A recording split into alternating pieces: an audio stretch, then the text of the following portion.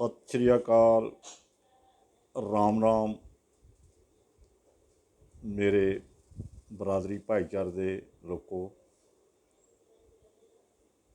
जट समाज जिस तरह एक दंद कथा असीं मुंड कदी मूँह सुनते आ रहे हाँ। गंगा नदी भगवान शिव जी दियां जटां विचों निकलती है।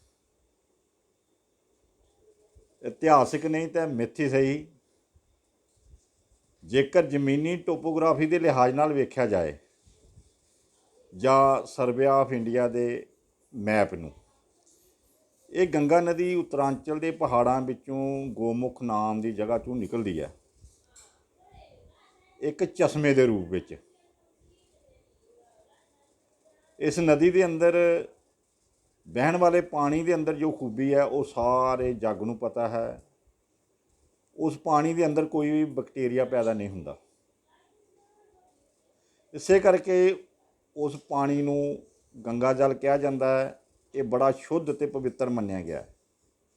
इस नूं आम घरां दे विच बोतलां जां केतलियां अंदर गंगा जल के रूप में रखा जाता है। इस तरह एक कहावत बनी हुई है साडे जाट या जट समाज की, ये भी भगवान शिव दियां जटां विच पैदा हुए हैं। जिस तरह गंगा का जल निर्मल है, शुद्ध है, इस तरह ही जट या जाट समाज भी बहुत ही बड़े साफ ते शुद्ध निर्मल हिरदियां वाला, बड़े जिगरे वाला साडे भारत के लोग इस गल नूं मनदे भी हैं ते उन्हां नूं मनना भी पएगा। जट या जाट समाज साडे भारत देश की रीढ़ की हड्डी हैं। ये सारे लोग जानते हैं। कोई भी मानव जाति का जानवर जनौर रीढ़ की हड्डी तो बिना नहीं हो सकता। इवें ही साडा भारत देश भी साडे जट या जाट समाज तो बिना कभी भी ये भारत नहीं हो सकता। ये किसी मोर्चे विच भी कामयाब नहीं हो सकता। ये चाहे भारत के अंदर कश्मीर तो लैके कन्याकुमारी तक जिथे भी बसे हैं, चाहे वो JNK, पंजाब, हरियाणा, राजस्थान, यूपी या किसी होर जगह,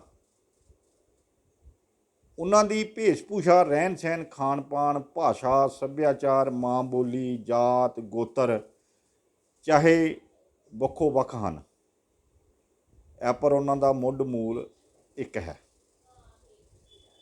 ये साडे भारत वासियों नूं मान लेना चाहिए है कि जाट या जट साडे देश की रीढ़ की हड्डी हैं।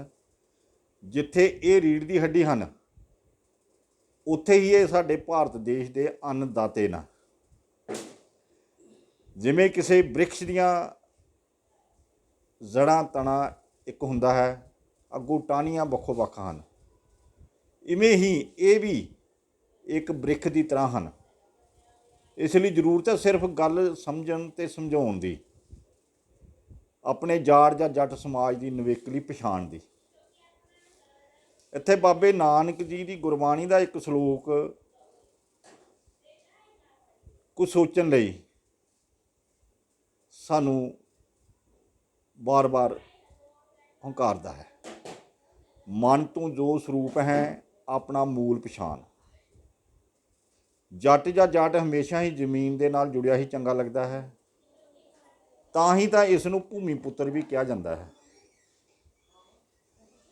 ये समाज के लोग इस धरती के उपर रहन वाले हर वछर की शरीरक भुख नूं दूर करता है। अनाज, दाल, साग सब्जियां, दुध, दही, घ्यो, लस्सी, मुर्गा, मीट, मच्छी, कहण दा भाव शरीर दियां मौलिक सारियां जरूरतां पूरियां करता है। क्यों? उसनूं धरती पुत्र का जो खिताब मिलिया होया, ये सब कुछ करन दे लई उसनूं सर्दी, गर्मी, धुप, छां, मिट्टी, घट्टा, हनेरी, झक्खड़ ते होर भी कई शरीरक कष्टां, दुखां, तकलीफां नूं अपने शरीर उपर झलना पैंदा है। ये सच है कि जट कर्म नूं ही धर्म समझदा है, ना कि धर्म नूं कर्म। ਪਰ ਜੱਟ ਨੂੰ ਧਰਮ ਦੇ ਨਾਂ 'ਤੇ ਲੁੱਟਿਆ ਬਹੁਤ ਜਾ ਰਿਹਾ ਹੈ। ਅੱਜ ਜੱਟ ਦਾ ਸ਼ੋਸ਼ਣ ਸਰਕਾਰਾਂ ਕੀ ਤੇ ਰੱਬ ਵੀ ਕਰੀ ਜਾ ਰਿਹਾ ਹੈ। ਜੱਟ ਹਮੇਸ਼ਾ ਹੀ ਦੇਣ ਵਾਲਾ ਹੈ, ਦਾਨੀ ਹੈ, ਉਹ ਭਿਖਾਰੀ ਨਹੀਂ ਹੋ ਸਕਦਾ। ਜੱਟ ਕਿਸੇ ਮੰਦਰ ਮੱਠ ਦਾ ਪੁਜਾਰੀ ਨਹੀਂ ਹੋ ਸਕਦਾ। ਜੱਟ ਖਿਲਾੜੀ ਹੋ ਸਕਦਾ ਹੈ, ਜੱਟ ਕਰਮਯੋਗੀ ਹੋ ਸਕਦਾ ਹੈ, ਨਾ ਕਿ ਧਰਮਯੋਗੀ। ਜੱਟ ਕਿਰਤੀ ਹੈ। ਜੱਟ ਦੇ ਹੱਥ ਵਿੱਚ ਮਾਲਾ, ਮਣਕੇ, ਸੰਖ, ਅਗਰਬੱਤੀਆਂ, ਧੂਫ ਨਹੀਂ ਚੰਗੇ ਲੱਗਦੇ। ਜੱਟ ਦੇ ਹੱਥ ਵਿੱਚ ਕਿਰਤ ਕਰਨ ਵਾਲੇ ਜੰਤਰ ਹੀ ਚੰਗੇ ਲੱਗਦੇ ਹਨ।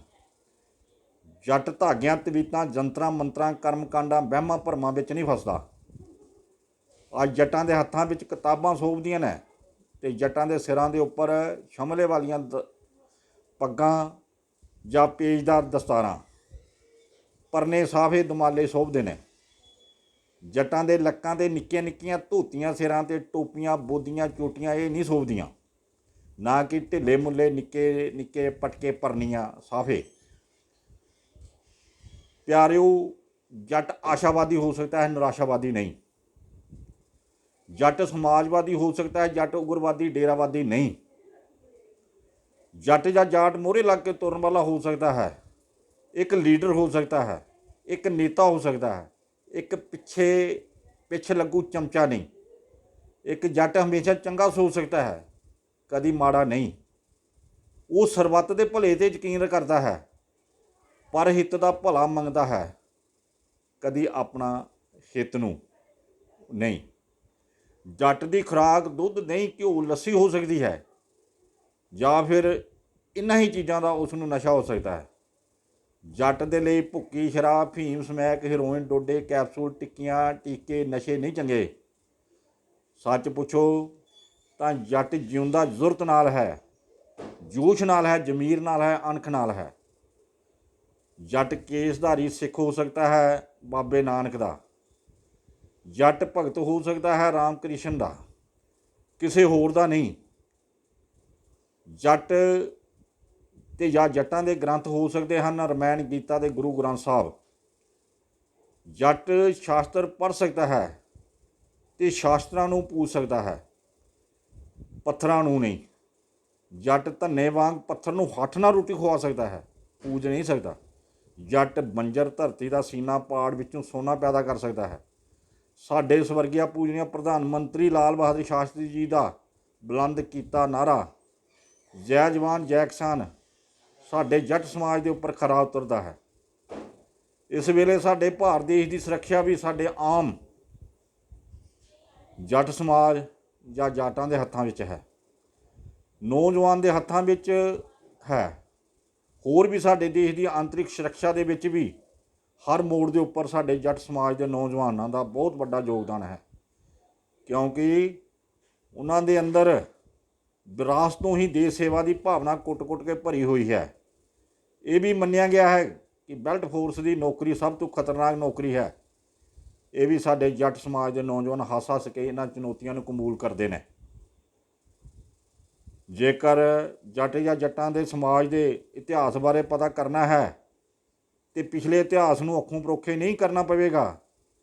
राजे पोर्स तो लैके महाराजा सूरजमल दे ते एशिया का सब तो बड़ा जीतू जरनैल महाराजा रणजीत सिंह जी बारे भी पढ़ना पवेगा। इस तो इलावा साडे समाज के लिए कई होर भी सूरवीर जरनैल पैदा होए हैं। अगर उन्हों के नाम लिखे जान तो शायद कागज ही खत्म हो सकते हैं।